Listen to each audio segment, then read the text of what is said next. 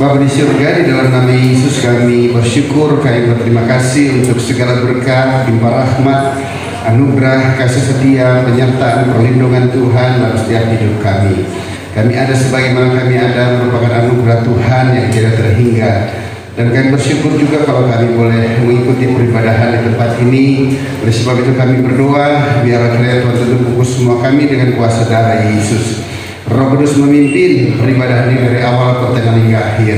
Semua kami yang terlibat, kiranya Tuhan urapi sehingga baik pujian penyembahan kami menyenangkan hati Tuhan.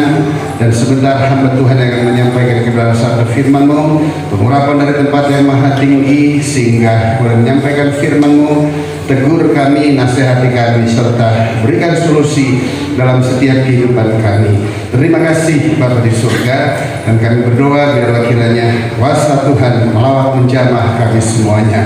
Di dalam nama Yesus kami berdoa dan kami mentahbiskan peribadahan ini hanya di dalam nama Allah Bapa, Putra dan Roh Kudus, di dalam nama Yesus Kristus Tuhan. Amen. Yang percaya serta diberkati Tuhan katakan bersama saya.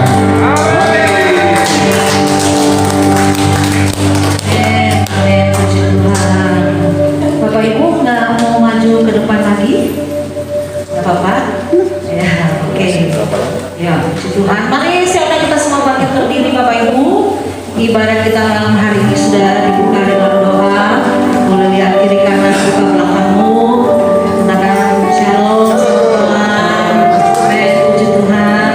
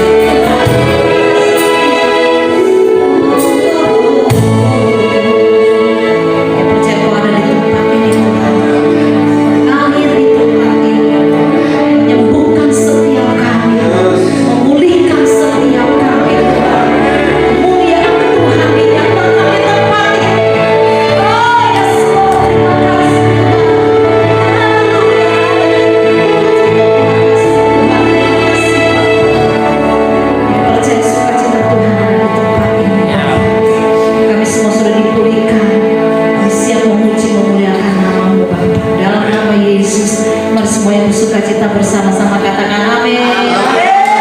Tepuk tangan yang paling dahsyat buat Tuhan Allah kita. Tuhan kita adalah kekuatan dan mazmur kita. Amin. Haleluya. Puji Tuhan. Mari kita semua. Puji Tuhan. Amin. Tuhanlah kekuatan dan mazmurku. Amin. Tuhanlah kekuatan dan mazmurku. Dia gunung batu dan keselamatanku. Hanya padamu hati percaya. Kaulah penerang dan program perlindungan. Ku mau selalu bersyukur sebab cintamu padaku takkan pernah berubah.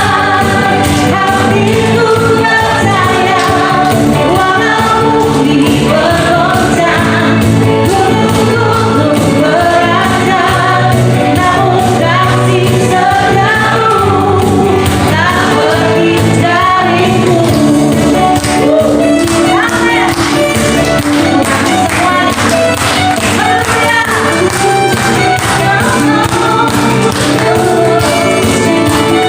Tuhanlah kekuatan.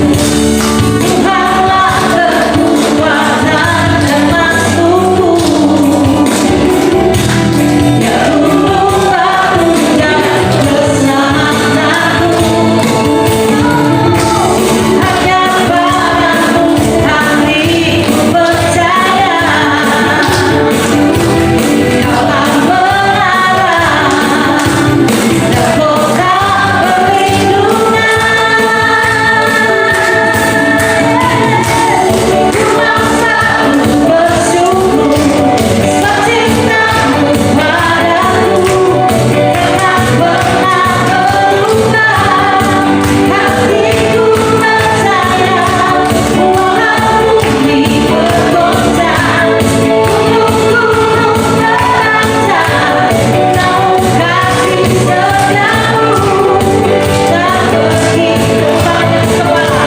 Ku mau selalu bersyukur sebab cintamu padaku takkan pernah berubah.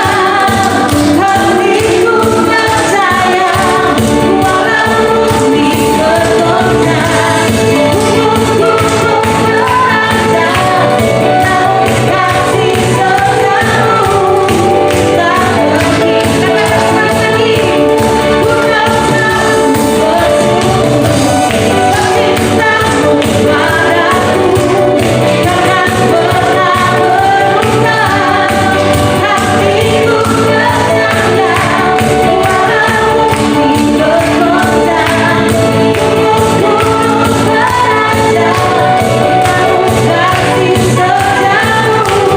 setiamu tak pergi dariku.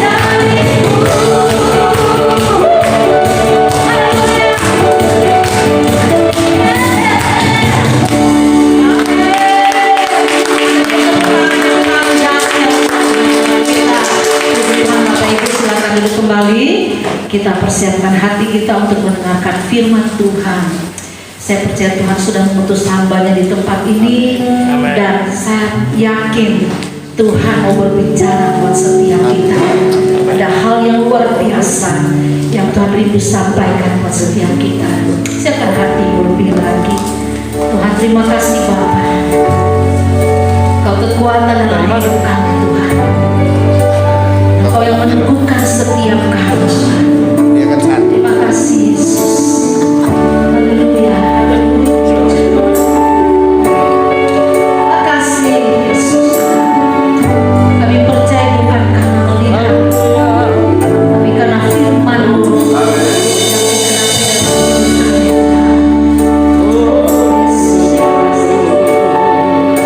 Haleluya.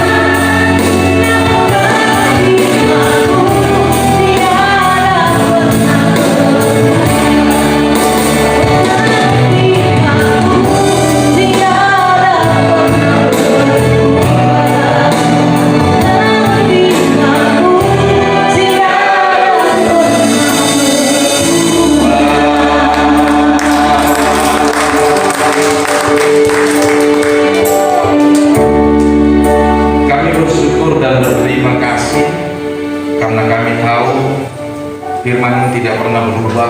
Amin. Dulu, sekarang, dan sampai selama-lamanya. Karenanya kami tidak mau bergantung kepada situasi dan kondisi ini, tetapi kami mau bergantung kepada kebenaran firman Tuhan.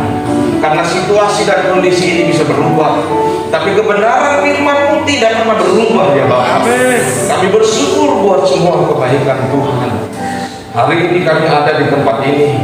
Kami tahu karena firman-Mu yang tidak pernah berubah, yang selalu menyertai kami, yang selalu menuntun kami, bahkan menggembalakan kami, sehingga kami ada sebagaimana hari ini dalam keadaan baik. Semua karena kasih karunia Tuhan yang berlimpah dalam hidup kami. Terima kasih Tuhan Yesus, terima kasih. Malam hari ini kami bersama-sama hadir di tempat ini. Kami mau ingin dengar kebenaran firman-Mu.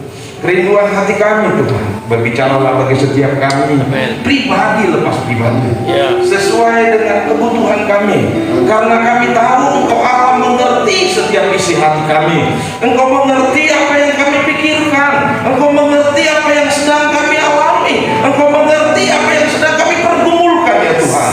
Karenanya berbicaralah bagi setiap kami, supaya lewat firman-Mu kami dikuatkan, kami ditegur, kami dididik, kami dimotivasi untuk maju terus di dalam Engkau ya Bapa. Terima kasih Tuhan. Urapi hamba-Mu, sertai hamba-Mu, supaya setiap perkataan yang keluar dari mulut bibir hamba-Mu bukan semata-mata hikmat manusia, tapi sungguh-sungguh kewahyuan daripada Tuhan. Karena kami tahu kewahyuan itu saja yang bisa mengubahkan hidup kami ya Bapa. Urapi hamba-Mu, sertai hamba-Mu ya Bapa. Demi nama-Mu kami sudah berdoa dan mengucap syukur. Haleluya. Amin. Haleluya. Salam semuanya Bapak Ibu Saudara. Salam. Sekali lagi salam. Ya, pertama-tama saya berterima kasih ya buat Pak Jeki, juga Mr. Bambang ya, yang sudah mengundang saya ke tempat ini untuk bisa bertemu dengan Bapak Ibu Saudara ya. Kata pepatah, karena tak kenal maka tak sayang. Nah, saya kan mau disayang gitu ya. Nama saya Aroganda Makun ya, Aroganda Makun. Saya tinggalnya nggak jauh dari sini sih, apartemen Grand Parkview. Saya bergereja berjemaat di GBI dan Mogot juga nggak jauh dari sini ya. Jadi kurang lebih kita ya tetanggaan sebenarnya sih gitu ya. Jadi terima kasih buat undangannya buat saya bisa bertemu dengan orang-orang yang luar biasa seperti Bapak Ibu Saudara ya. Saya sudah menikah, punya istri 1, anak saya 3. Oh, luar biasa. Ya. Ya.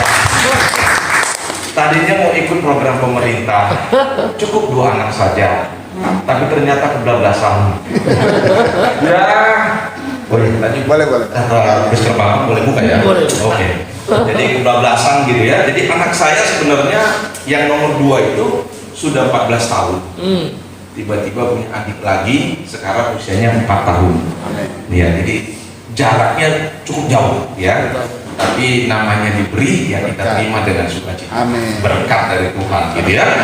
Ya, dan saya pikir juga selama ini sudah mulai monoton dengan adanya anak kecil lagi, jadi ada warna yang baru. Saya pergi kerja, pergi pelayanan, ada yang nangis sih sekarang, papa dulu sudah nggak ada, masing-masing sudah punya dunianya sendiri-sendiri gitu. Ya puji Tuhan lah ya, semua dalam rencana Tuhan. Oke, baik Bapak Ibu Saudara, hari ini saya mau mengajak kita untuk merenungkan di dalam Alkitab kita, Ibrani pasal yang ke-11.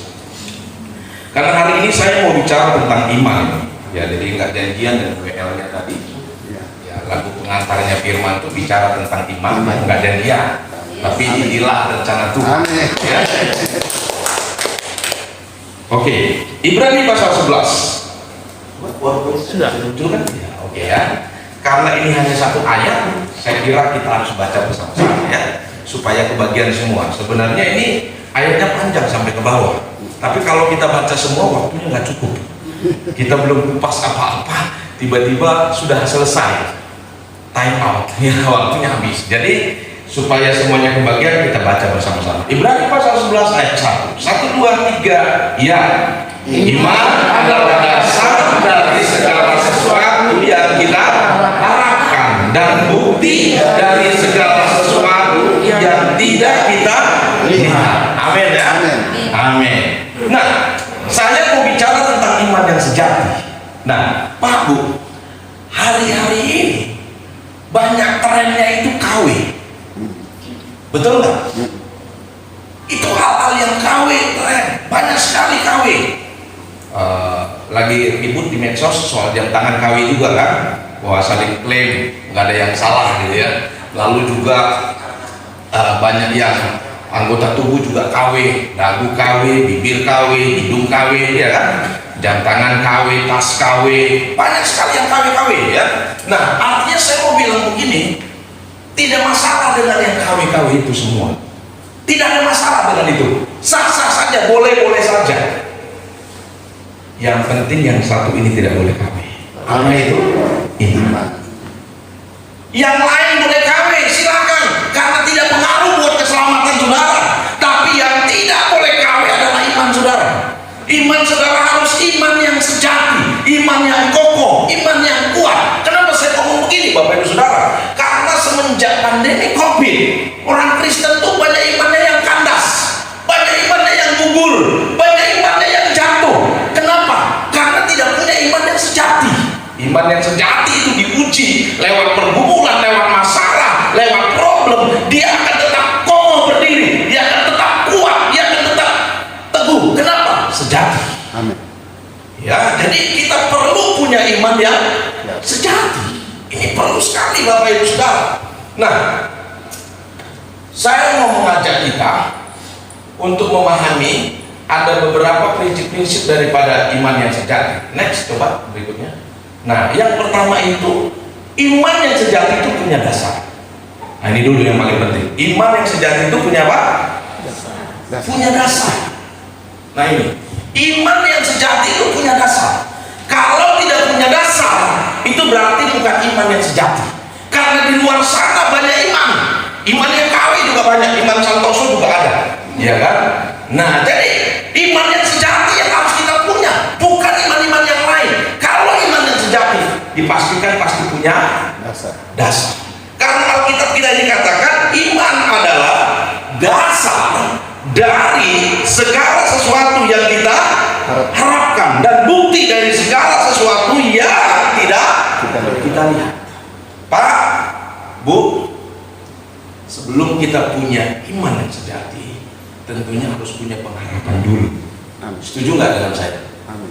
Kalau orang sudah nggak punya pengharapan, imannya pasti nggak ada. Tapi orang punya pengharapan belum tentu iman. Nah, itu dua sisi yang berbeda, ya. Jadi orang yang punya iman harus punya pengharapan. Contoh umpamanya, kalau saudara sakit, pengharapannya apa? Sembuh, betul ya? Kalau saudara gagal terus, pengharapannya apa? Sukses, berhasil. Kalau saudara miskin terus, pengharapannya apa? Kaya, betul, setuju saya. Kalau saudara jomblo terus, pengharapannya apa? Jodoh. Dapat jodoh, dapat pasangan, ya kan? Itu pasti seperti itu. Tapi itu kan di dalam gereja. Pertanyaan saya, kalau di luar gereja, kira-kira sama nggak? Halo? Kira-kira kalau di luar gereja pengharapannya sama nggak? Sama nggak? Betul. Kalau mereka sakit, yang mereka harapkan apa? Sembuh. Mereka miskin, yang mereka harapkan apa? Mereka gagal terus, yang mereka harapkan apa? Sukses. Kalau mereka jomblo terus, yang mereka harapkan apa? Dapat jodoh. Sama nggak? Sama. Beda kita di mana? Nah, Beda kita adalah di dasarnya. Iman yang sejati itu bukan sekedar pengharapan, tetapi juga punya dasar. Dasarnya apa? Hanya dua yang saya tahu dalam Alkitab dasar iman yang sejati. Yang pertama itu adalah firman Tuhan. amin. Tidak bisa ditawar. Yang pertama dasar daripada iman kita adalah firman Tuhan. Yang kedua adalah Yesus Kristus. Itu dasar daripada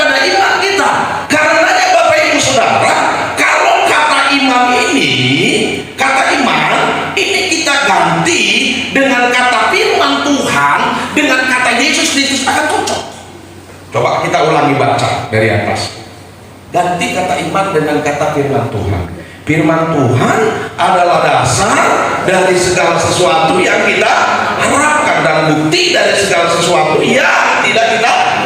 Cocok nggak? Cocok. Kalau diganti dengan Yesus, Yesus adalah dasar dari segala sesuatu yang kita harapkan dan bukti dari segala sesuatu yang tidak kita lihat. Cocok nggak? Cocok. Kalau diganti yang lain, nggak cocok, baru. Boleh kita tes, termasuk ganti nama saya. Saya suka dipanggil Rogan di kantor, kalau nggak Marbun gitu ya. Nah, coba ganti Rogan aja. Rogan adalah dasar dari segala sesuatu yang kita harapkan. Nggak cocok. Betul nggak? Ini diganti yang lain pun termasuk Pastor Bambang nggak cocok. Pastor Jeki diganti di situ nggak cocok. Karena memang dasarnya ada dua. Firman Allah atau firman Tuhan, Yesus Kristus. Cuma dua hal ini. Di luar ini tidak bisa menjadi dasar daripada iman kita. Artinya apa?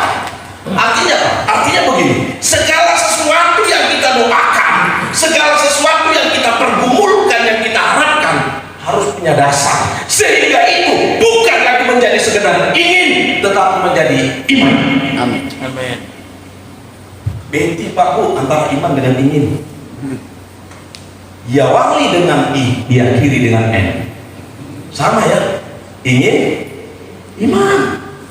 Selama ini banyak orang berpikir bahwa apa yang dia inginkan itu iman. Bahkan gereja pun banyak yang salah tentang hal itu mengajarnya. Tapi saya mau bilang beda sekali antara iman dengan ingin. Membedakannya dari mana? Dasarnya. Kalau nggak punya dasar firman Tuhan, itu bukan iman, itu namanya ingin. Contoh, kita untuk apa sih jadi orang kaya? Banyak orang bingung, capek Pak. Jadi orang miskin, jadi orang sederhana, jadi orang susah, capek. Di mana-mana itu dijauhin orang. Dikira kita mau pinjam duitnya, mau minta duitnya. Sering dilecehkan, sering direndahkan, bahkan dikucilkan, nggak diterima di mana-mana. Jadi capek Pak, kita jadi orang miskin, jadi orang susah, kita mau jadi orang kaya aja. Saya mau bilang itu bukan iman, itu ingin. Karena di luar sana pun mengharapkan hal yang sama. Orang yang tidak kenal Tuhan pun mengharapkan hal yang sama seperti itu. Pak, saya mau jadi orang kaya, kenapa? Supaya dihormati, dihargai, dapat privilege, ya kan? Wow, kemana-mana itu dapat servis yang paling utama. Wow, diberi servis khusus. Capek jadi orang miskin Pak. Di luar sana juga sama. Mereka juga pasti ngomong begitu. Mestinya di dalam gereja kita harus beda. Kita menjadi kaya bukan soal karena capek direndahkan orang lain supaya mendapat servis yang paling utama. Saya kira bukan soal itu. Mengapa kita perlu jadi kaya? Maka kita belajar dari dalam Alkitab. Karena di dalam Alkitab pun banyak orang kaya. Amin. Tapi juga banyak orang susah.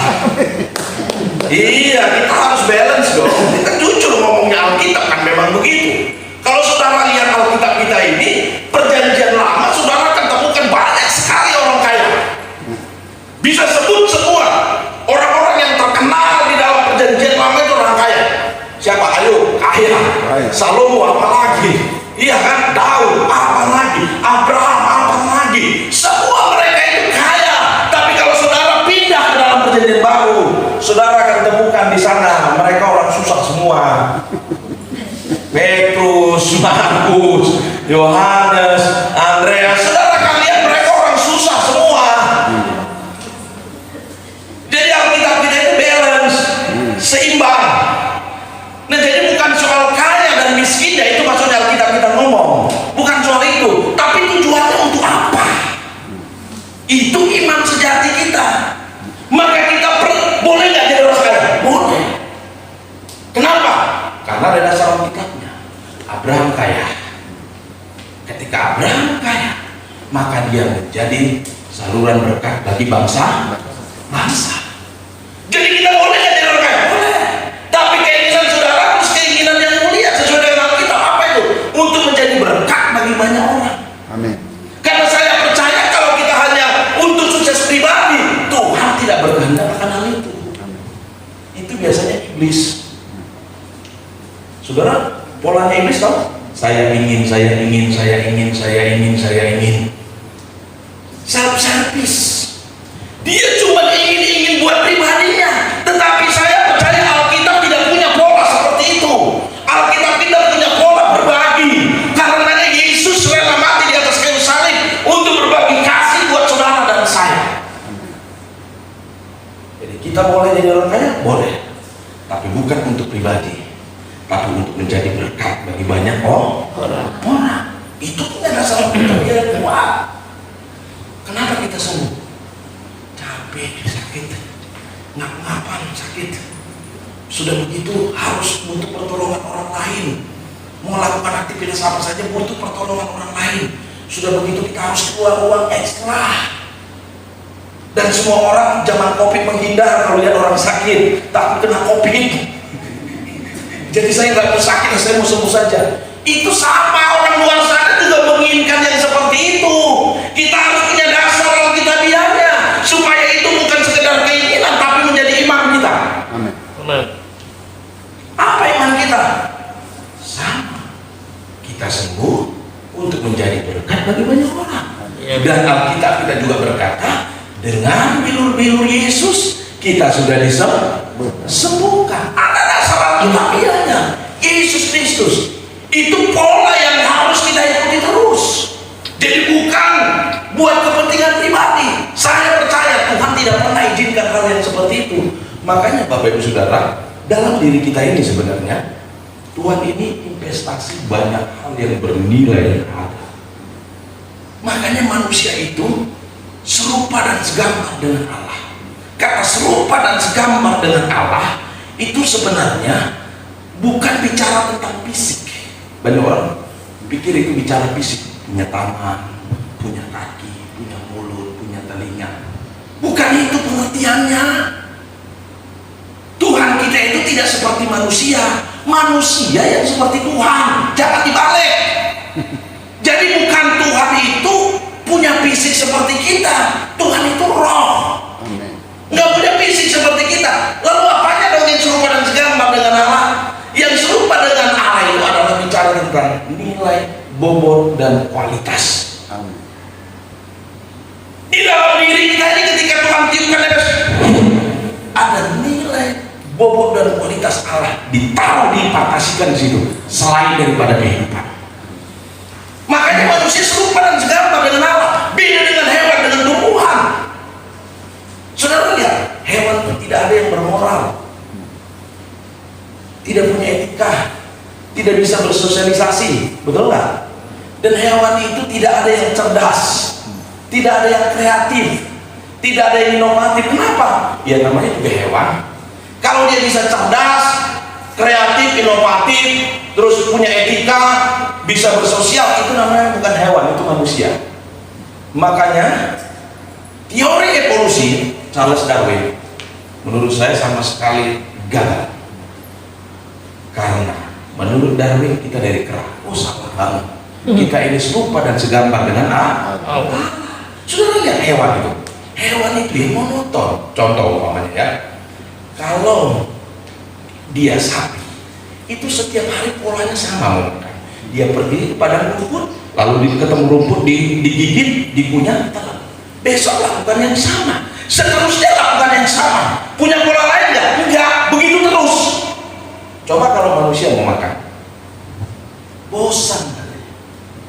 Betul nggak? Bosan begitu-begitu aja. Bahkan manusia ini aneh. Bukan hanya setiap hari ganti. Kadang-kadang tuh buat pagi sarapan, ya, breakfast, ya kan? Beda dengan lunchnya. Kalau sama lagi bosan katanya. Nah, dia mau beda. Kenapa? Ini sebenarnya menunjukkan bahwa manusia itu kreatif. Maka manusia itu idenya banyak. Saudara akan temukan manusia itu bisa bikin dari satu menu ayam itu bisa bermacam-macam. Itu karena kreatif. Coba bayangkan, satu ayam itu orang Amerika bilang Kentucky Fried Chicken. Pindah ke Jepang, ayam teriyaki. lalu pindah ke Manado, ayam rica-rica, iya kan? Pindah ke Padang, jadi ayam rendang, yang lagi rame kemarin tuh viral dibicarakan, ya kan? Lalu pindah ke Jawa, jadi ayam opor, iya kan? Saudara lihatin, itu satu menu ayam itu banyak sekali variasinya. Itu menunjukkan manusia itu kreatif. Saudara kan lihat di pinggir jalan itu ada ayam terbang, ayam lepas, ya kan? Ayam remes, ayam tangkap, segala macam ayam ada. Itu karena manusia itu kreatif, serupa dan segambar dengan Allah. Beda. Catat, kalau berenang gayanya berapa? Berapa kata gaya? Satu, maka dipatenkan gaya katak. Nggak punya gaya yang lain. Katak itu cuma satu, gaya katak. Tapi kalau manusia berapa gaya berenang? Kebanyakan gaya. Gaya apa aja bisa manusia berenang. Gaya katak dia bisa, gaya kupu-kupu dia bisa, gaya mengapung dia bisa, gaya bebas dia bisa, sampai gaya tenggelam juga dia bisa. Kenapa? Karena manusia itu kreatif. Tuhan ciptakan itu dia memang kreatif, serupa dan segambar dengan Allah. Oh, beda Pak Bu. Ini manusia. Karenanya kita ini Tuhan inginkan supaya menjadi berkat bagi banyak orang. Jadi dasarnya ada dua, firman Tuhan dan Yesus Kristus. Nah, lalu prinsip yang berikutnya, coba next. Nah, bahwa iman itu tidak berkaitan dengan hal-hal yang kelihatan. Balik lagi kepada yang tadi. Iman adalah dasar dari segala sesuatu yang kita harapkan dan bukti dari segala sesuatu yang apa? Tidak kita lihat. Yang apa? Tidak kita lihat. Yang tidak kita lihat. Jadi tidak ada kaitannya dengan hal-hal yang kelihatan.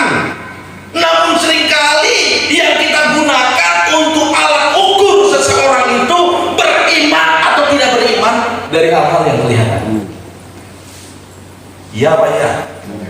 Iya. Padahal kita jelas bilang bahwa sebenarnya iman sejati itu tidak ada kaitannya dengan hal yang kelihatan.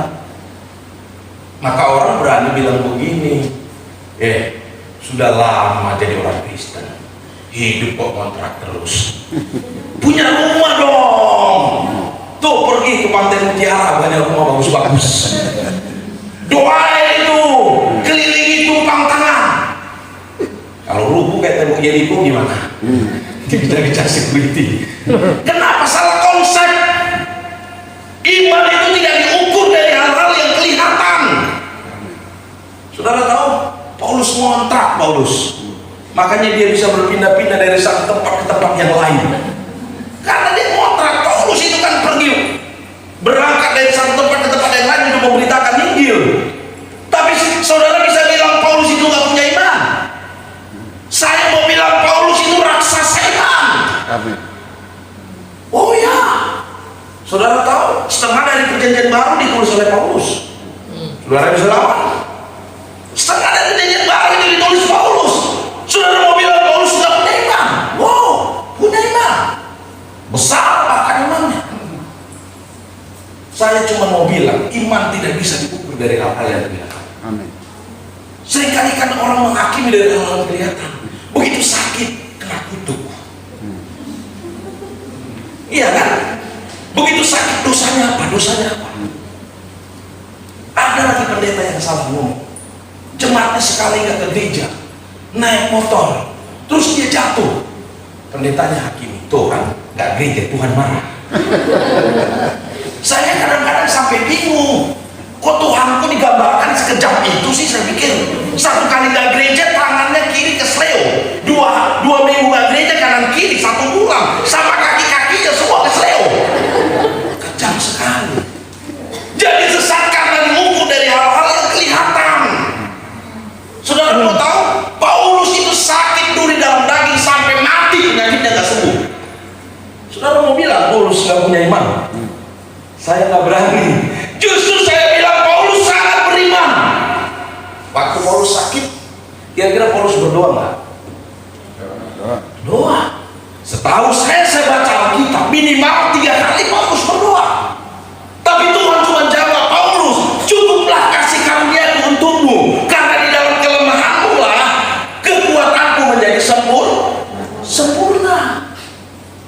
Saudara bisa bayangkan kalau Paulus tidak punya duri dalam daging.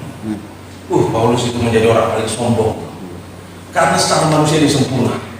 Pinter banget. Cerdas otaknya, brilian. Masih muda sudah menjadi anggota Sanhedrin. Kalau di kita itu setara dengan anggota dewan.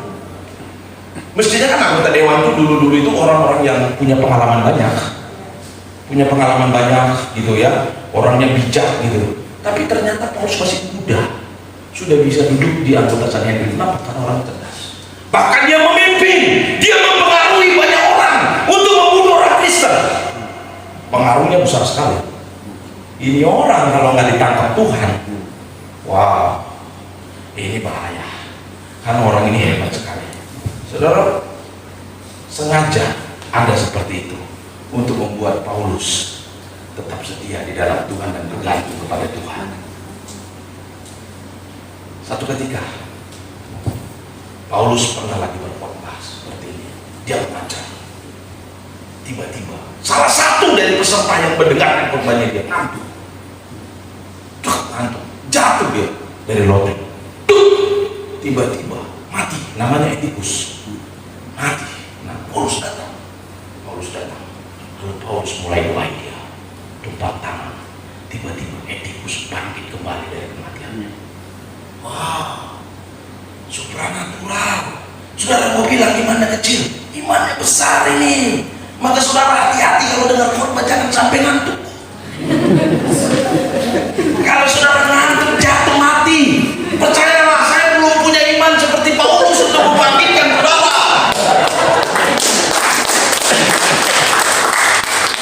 Paulus itu imannya sangat besar sekali, Bapak Ibu Saudara. Satu ketika ada orang yang sakit, Paulus gak perlu datang, dia kirim saja sapu tangannya, lalu orang itu sembuh. Coba saudara bayangkan, tidak perlu Paulus datang, hanya lewat sapu tangannya saja pengurapannya bisa mengalir dan orang itu bisa sembuh. Kalau saudara sakit, jangan coba-coba minta sapu tangan saya. Pingsan saudara. Saudara lihat betapa Paulus ini orang hebat. Karenanya jangan diukur dari hal-hal yang kelihatan. Saya mau bilang gini, statement saya mau bilang begini. Saudara harus paham di sini bahwa iman percaya saudara tidak punya korelasi langsung dengan hal-hal yang materi atau kekayaan. Amin. Tidak punya korelasi langsung. Banyak teologi prosperity, teologi kemakmuran mengajarkan punya korelasi langsung. Maka mereka bilang tanda orang percaya kaya, tanda orang percaya orang benar sehat. Mereka lihat dari hal-hal yang fisik. Tapi saya mau bilang tidak punya korelasi langsung. Mengapa saya berani ngomong seperti itu?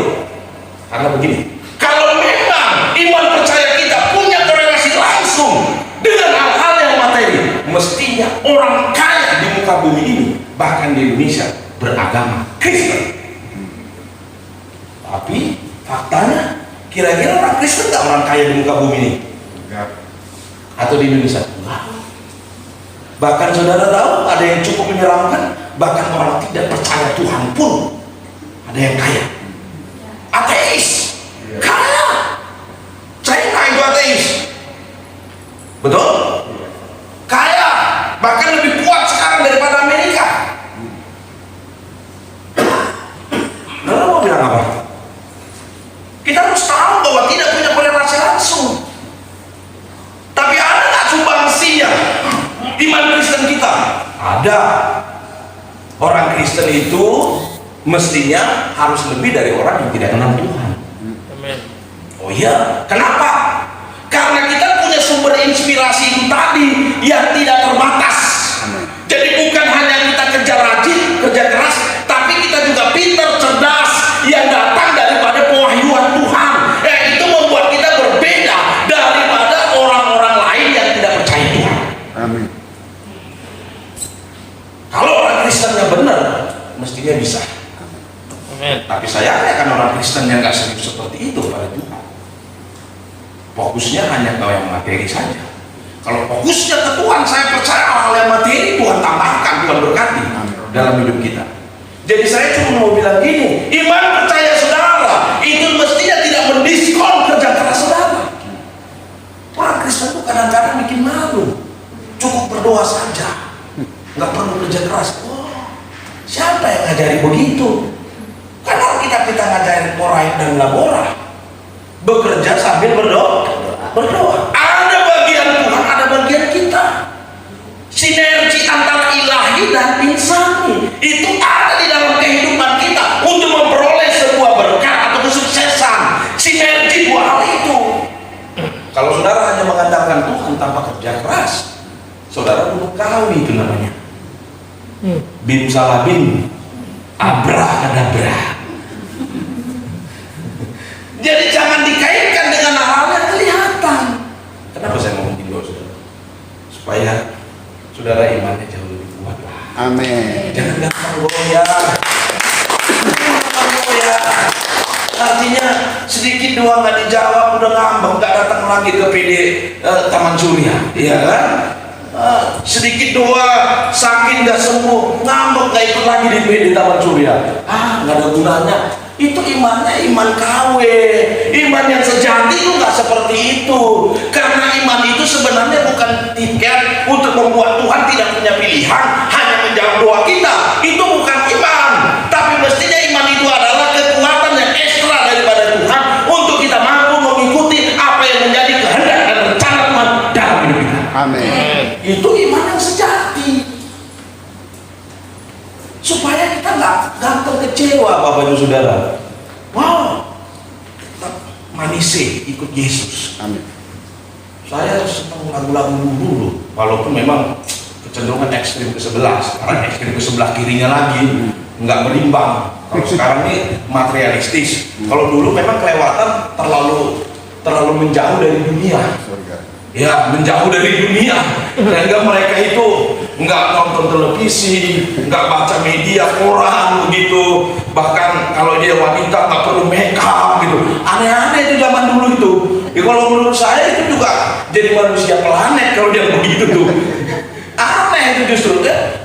Kristen itu justru normal-normal saja, itu maksud saya. Normal-normal aja. Manusiawi biasa. Kristen tuh semakin rohani mestinya, semakin manusiawi. Amin. Nggak aneh. Amin. Gitu loh, biasa aja gitu ya. Hanya mungkin banyak perubahan dari sisi karakter, banyak kepribadiannya semakin berubah, semakin serupa dan segambar dengan Kristus. Tapi bukan jadi aneh-aneh begitu. Nah, jadi iman itu tidak ada kaitannya dengan hal-hal yang kelihatan. Nah, yang terakhir, next tadi, ya, prinsip yang ketiga, iman itu terlihat dari apa? Ketaatan. Saudara, kalau baca Alkitab ini tadi, Ibrani pasal 11, terus sampai ke bawah, saudara akan temukan di sana bahwa ayat-ayat itu berbicara tentang ketaatan. Terus sampai ke bawah itu bicara tentang ketaatan. Maka di sana dikupas pada ayat 4, karena iman Habel mempersembahkan yang terbaik. Jadi dia taat untuk mempersembahkan yang terbaik. Tapi kalau sekolah minggu beda. Dia bilang, kenapa persembahan Kain tidak diterima? Mereka bilang, karena Kain mempersembahkan yang busuk-busuk, buah yang busuk, apel yang busuk, jeruk yang busuk, jadi tidak diterima Tuhan. Kalau Habel ini persembahkan yang bagus-bagus, yang fresh semua. Iya kan? Saudara, itu kewahyuan dia. Nggak ada ayatnya dalam Alkitab. Maka sekolah minggu, guru sekolah minggu itu perlu juga diarahkan supaya kewahyuan itu tidak liar. Ya, karena itu bukan soal itu, tapi soal ketaatan. Bagaimana Habel ini taat? Bukan soal persembahan, tapi ketaatan. Itu menunjukkan iman. Jadi saudara kalau melihat orang itu beriman atau tidak, jangan lihat dari hal-hal yang seperti itu tadi yang bersifat materi, tapi lihat ketaatannya. Kalau dia taat dengan firman Tuhan, taat dengan rencana Tuhan, itu dia orang beriman. Amin. Kan orang Kristen banyak kita ngomong, tapi taat nggak mau. Itu bukan orang beriman. Justru orang beriman itu terlihat dari ketaatannya. Jangan seperti wahyuan guru sekolah minggu, ngawur. Saudara, bener loh. Kalau saya ini ya, kilas balik ke waktu saya sekolah minggu dulu, banyak loh guru-guru saya itu ngajarin salah. umpamanya ya, penjahat di sebelah kanan Yesus itu bersama-sama dengan Yesus masuk di Firdaus. Saudara, itu di sebelah kanan atau sebelah kiri sih? Alkitab itu nggak jelas bilang kanan dan kiri. Alkitab cuma bilang penjahat di sebelah Yesus. Amin. Bukan di kanan atau di kiri. Itu kan relatif, tinggal tergantung kita mau lihat dari mana. Dari depan bisa kanan, dari belakang bisa jadi kiri. Maka Alkitab dikatakan di sebelah, bukan kanan atau kiri, tapi guru sekolah minggu kelewatan sebelah kanan. Iya kan? Yunus dimakan ikan apa? Coba guru sekolah minggu bilang ikan paus. Ada ayatnya nggak dalam Alkitab? Nggak ada. Ikan besar. Nah, ikan besar itu kan nggak tahu namanya ikan apa. Yang jelas besar aja ikannya, yang bisa memakan manusia. Kalau ikan kecil kan nggak mungkin bisa makan manusia, nelan manusia. Ikan besar, tapi namanya tidak ada ikan paus. Guru sekolah minggu bilang ikan paus. Ada lagi yang paling bahaya. Ini yang paling bahaya saya ingat nih. Sampai sekarang lagunya masih dinyanyikan. Lagu ini sekolah. Dong dong kedong dong, dong dong kedong dong. Ada iblis di mana? Di bawah kolong. Itu nggak ada ayatnya. Bayangkan anak sekolah minggu pulang dari gereja ketakutan sampai rumah karena di rumahnya itu ada kursi, ada bawah kolongnya. Ada setan, ada iblis. Karena pewahyuannya liar, ngawur itu. Jadi saya mau bilang, iman kita dilihat dari ketaatan. Saudara akan temukan ayat 7 itu juga bicara karena iman lu melakukan hal yang tidak masuk akal. Saudara bayangkan dia bangun bata di atas gunung, nggak masuk di akal. Tapi karena itu perintah Tuhan, lu taat. Walaupun ditertawakan orang, dia nggak gila, lu taat, lakukan terus. Itu iman. Ketaatan kepada perintah dan firman Tuhan. Juga kalau saudara baca itu, karena iman Abraham taat untuk meninggalkan kampung halamannya. Abraham itu nggak ngerti mau dibawa kemana, tapi Abraham taat. Kemana pun dibawa Tuhan. Kenapa Abraham taat kepada Tuhan? Kenapa? Karena punya relasi yang baik. Menurut saudara siapa orang yang saya bawa kemana aja, walaupun nggak tahu tujuannya? Siapa? Istri saya. Kenapa? Relasi baik selama ini. Track record saya membuktikan tidak pernah mengecewakan dia. Selalu mendatangkan kebaikan buat dia. Tidak pernah mengecewakan. Sehingga kemanapun saya bawa, dia pasti mau. Karena apa? Sebuah relasi. Kalau saudara belum tentu mau saya bawa kemana-mana. Iya kan? Kenapa? Relasi kita tidak sedekat saya dengan istri. Beda. Jadi Abraham ini kenapa taat dengan Tuhan? Karena relasi. Terbukti selama ini Tuhan tidak mengecewakan Abraham. Disanalah dituntut ketaatan kita, sekalipun tidak masuk di akal, tidak manusiawi. Saudara tahu nggak firman Tuhan ini banyak tidak masuk di akal, tidak manusiawi. Banyak. Semua yang bersifat supranatural, mujizat, ini nggak masuk di akal, Pak Bu. Bagaimana bisa?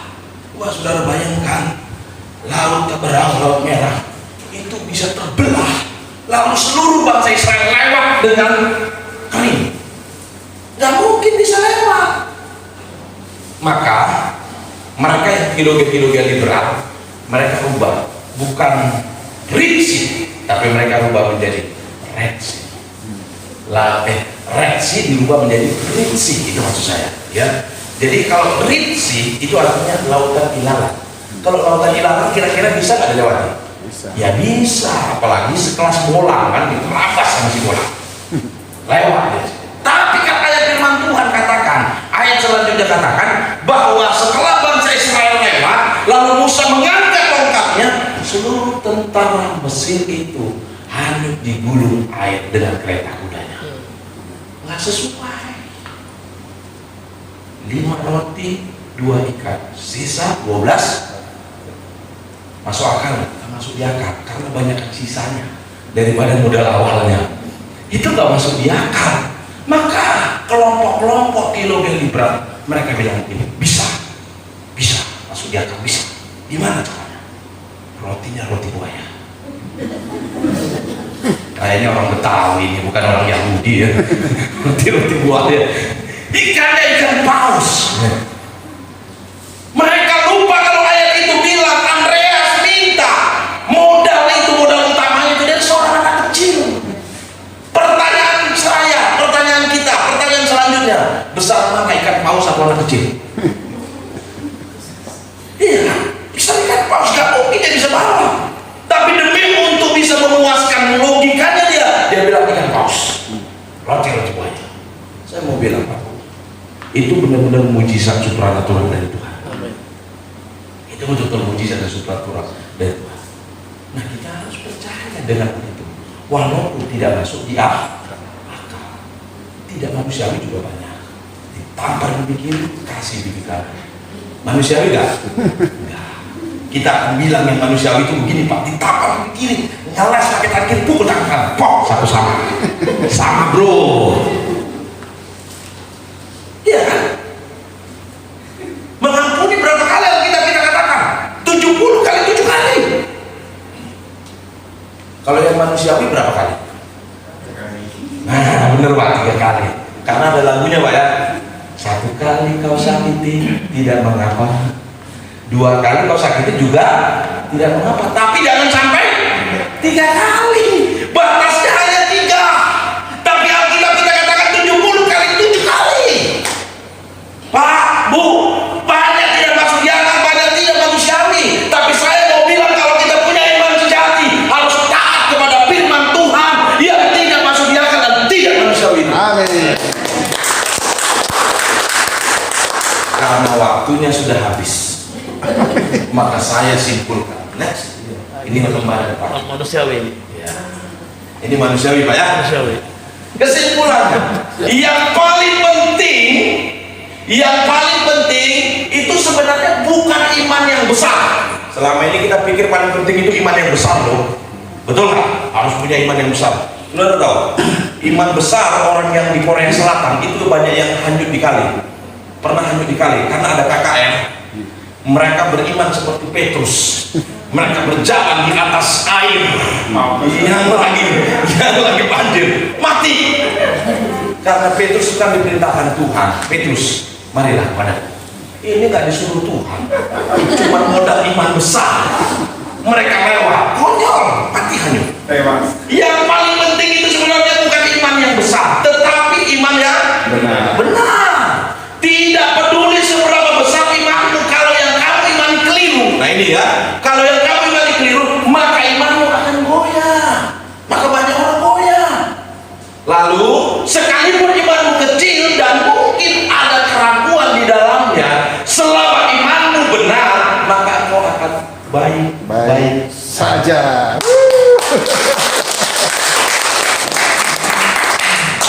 Jadi saya kira itu saja yang bisa sampaikan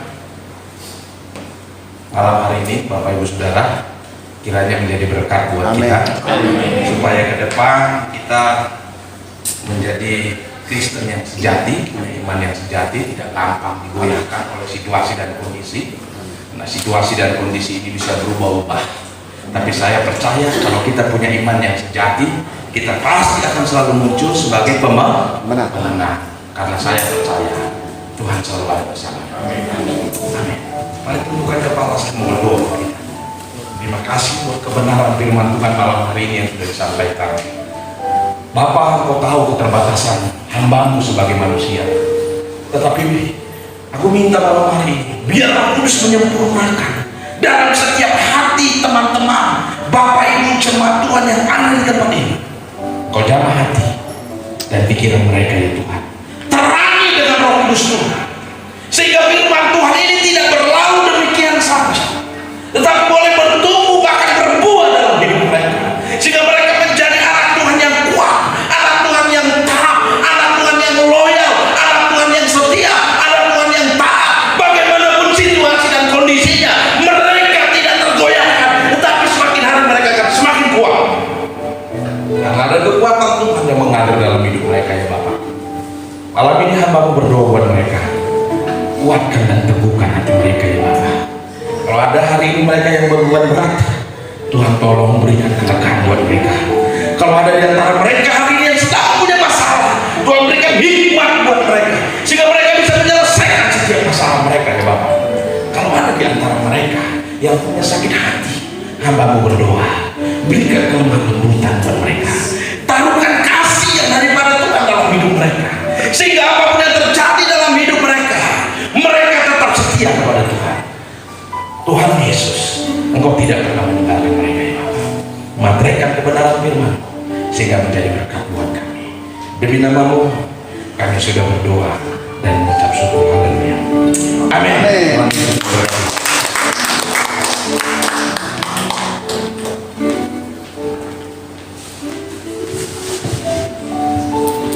Terpuji nama Tuhan Yesus. Terima kasih kepada hamba yang terkasih Bapak Pastor Robert Kanabun.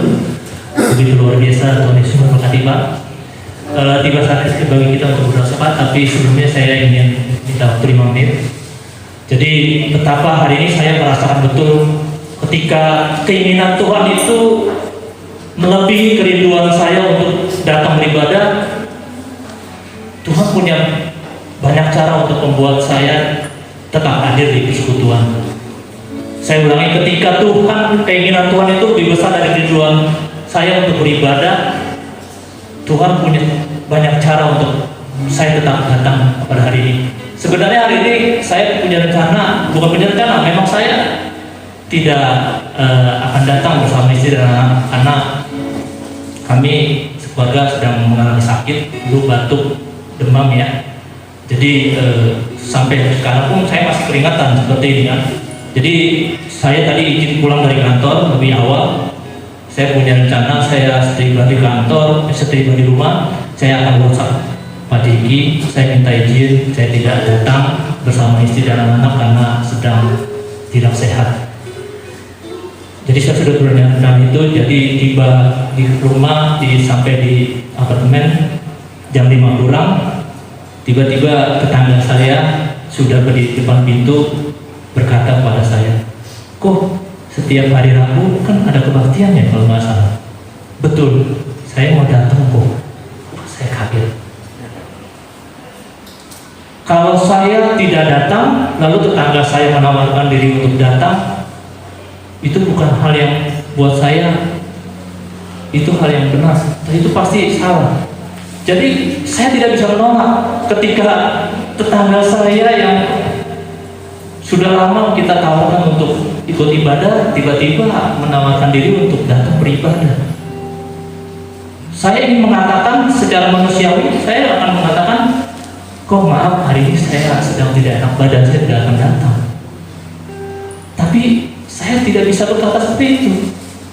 Dan saya hanya bisa mengucap syukur bahwa terima kasih Ko Amir di sana sudah hadir bersama kita. Ko Amir bisa berdiri. Ini dia. Ya, kita berdoa untuk Ko Amir. Jadi Tuhan, saya berharap ada jiwa baru pada hari malam hari ini. Tuhan Yesus memberkati. Mari Bapak Ibu, saya undang bagi berdiri, kita akan berdoa bersama.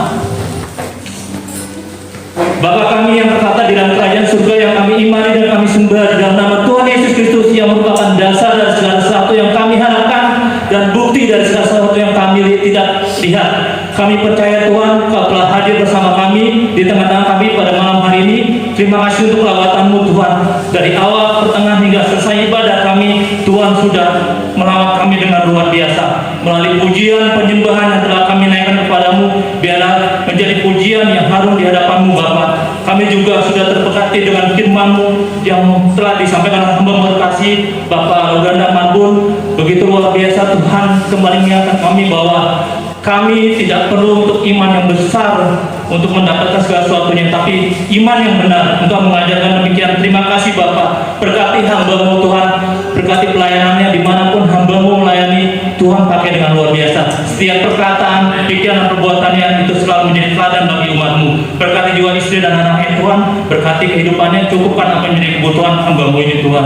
Terima kasih Bapak. Kami juga berdoa untuk hamba-Mu terkasih Bapak Jeki bersama Ibu Uli dan anak-anaknya Tuhan, juga Bapak Bambang Irawan sudah hadir bersama keluarga besar. Berkati hamba-Mu ini Tuhan. Terima kasih Tuhan untuk semua teladan yang hamba-Mu telah berikan ini Tuhan. Biarlah Bapak setiap pelayanan Pak Jeki dan Pak Bambang dimanapun mereka melangkah berada, Tuhan pakai terus dengan luar biasa.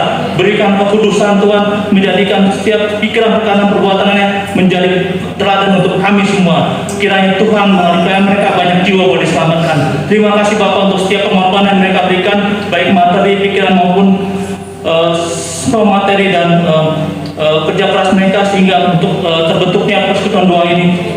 Kiranya Tuhan pakai terus persekutuan doa ini untuk menjangkau banyak jiwa yang rindu untuk keselamatan dan ibadah yang sejati. Terima kasih Bapak. Kami juga berdoa untuk hamba-hambamu yang melibatkan malam hari ini, untuk worship leader, juga Imam Musik Pak Yoke, para singer, para adik-adik kami juga yang terlibat dalam pelayanan Saya Projector, penerima tamu yang juga hamba yang memberkati kami dengan makanan pada malam hari ini.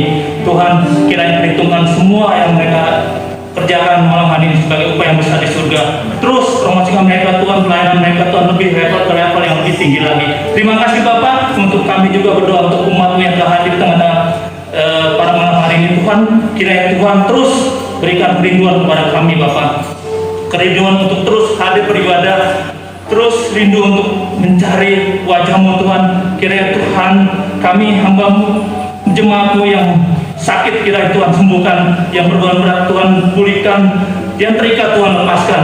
Kami percaya Tuhan, kami datang membawa berkat, kami juga pulang akan membawa berkat dan damai sejahtera. Terima kasih Bapak, kami juga berdoa untuk bangsa dan negara kami. Kiranya Tuhan berkati apapun masalah, semua kejadian peristiwa apapun yang menimpa bangsa kami, Tuhan selalu ikut campur tangan. Kiranya Tuhan belas kasih yang terus ada untuk bangsa kami. Kami juga berdoa untuk para pemimpin bangsa kami, dari Bapak Presiden, Wakil Presiden, jajaran Menteri, para gubernur, para bupati, wali kota, para camat, lurah, bahkan para satu ketua keluarga dan pun tetangga. Tuhan kiranya berkati mereka Tuhan. Beri hikmat, roh takut akan Tuhan.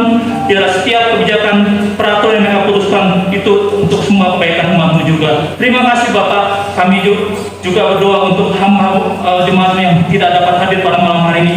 Tuhan kiranya sertai mereka, apapun permasalahan mereka, hambatan mereka yang mereka hadapi, sehingga mereka tidak dapat hadir. Tuhan berikan mereka solusi dan jalan keluar. Terima kasih Bapak. Hamba-Mu sudah selesai berdoa, tapi kami percaya Roh Kudus-Mu selalu melawat, mengiringi hidup kami sampai Maranatha kali kedua Tuhan datang, mendapati kami tetap setia dengan iman kami yang hanya tertuju kepadamu. Di dalam nama Tuhan Yesus, mari semua kita yang percaya kepada katakan amin.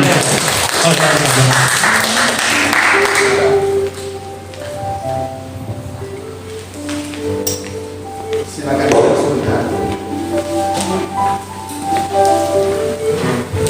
Iya, terima kasih Pastor Rogenda Marbun. Kami semua diberkati Tuhan. Berharap tidak bosan untuk melayani kita di tempat ini. Amin. Makasih juga untuk Pak Andreas. Tuhan punya cara untuk agar kita tidak menyerah dengan kondisi keadaan, sehingga Tuhan pakai Pak Amin justru menjadi berkat untuk bisa kembali hadir bersama saudara kita. Yakin percaya dengan dasar iman kita yang benar, segala sesuatu pasti Tuhan lewatkan. Amin. Kita akan lihat pengumuman dulu. Visi-visinya dulu coba kita. Iya, visi 1, 2, 3. Visi menjangkau ya dan mengembalikannya serta memberikan pertumbuhan iman. Misinya menyediakan fasilitas pemberitaan firman Tuhan. Berikan tepuk tangan. Haleluya. Dan untuk jadwal minggu depan, coba kita lihat. Tolong di-add dulu itu IG kita ya, IG Permata Surya ya, Instagram Permata Surya bisa di-add supaya dapat informasi lebih lagi di tempat itu. Ya, selanjutnya jadwal minggu depan, Rabu depan kita akan dilayani oleh Pastor Paulus Eko Dianto. Amin. Dengan tema menabur kebaikan menuai jiwa-jiwa. Form doa.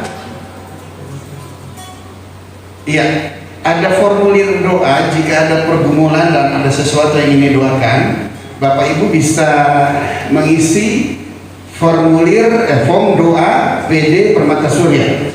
Nah, itu nanti kita melalui WA grup Persekutuan Doa Permata Surya. Oleh sebab itu bergabung dengan grup, jadi nanti akan dikirim form doanya ke situ dan Bapak Ibu boleh isi dan kembali dikirim ke kami semua.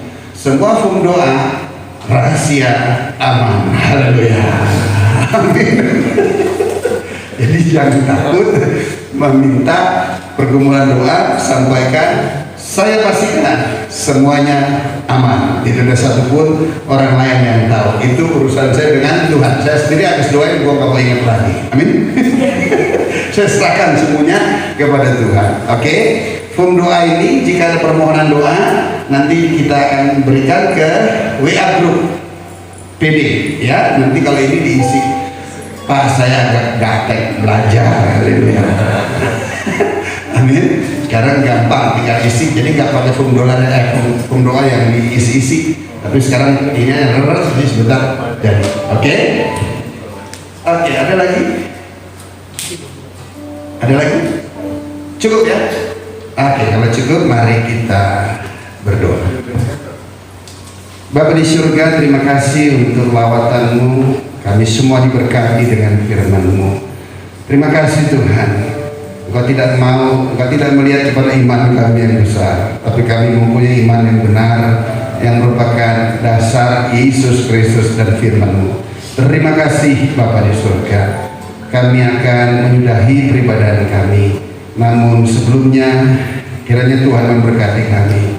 Semua pergumulan daripada semua kasih Tuhan, apapun yang mereka doakan, Tuhan mohon belas kasih dan anugerah-Mu, campur tangan-Mu atas setiap mereka. Berikan kekuatan, kemampuan, bahkan melewatinya, sehingga mereka semua keluar lebih daripada pemenang, sehingga mereka punya pengalaman berjalan bersama dengan Tuhan, sehingga mereka semakin dekat, erat melekat dengan Tuhan, dan mereka mempunyai pemahaman pengenalan akan Tuhan dengan benar dan sempurna. Terima kasih Bapa di surga, terima kasih.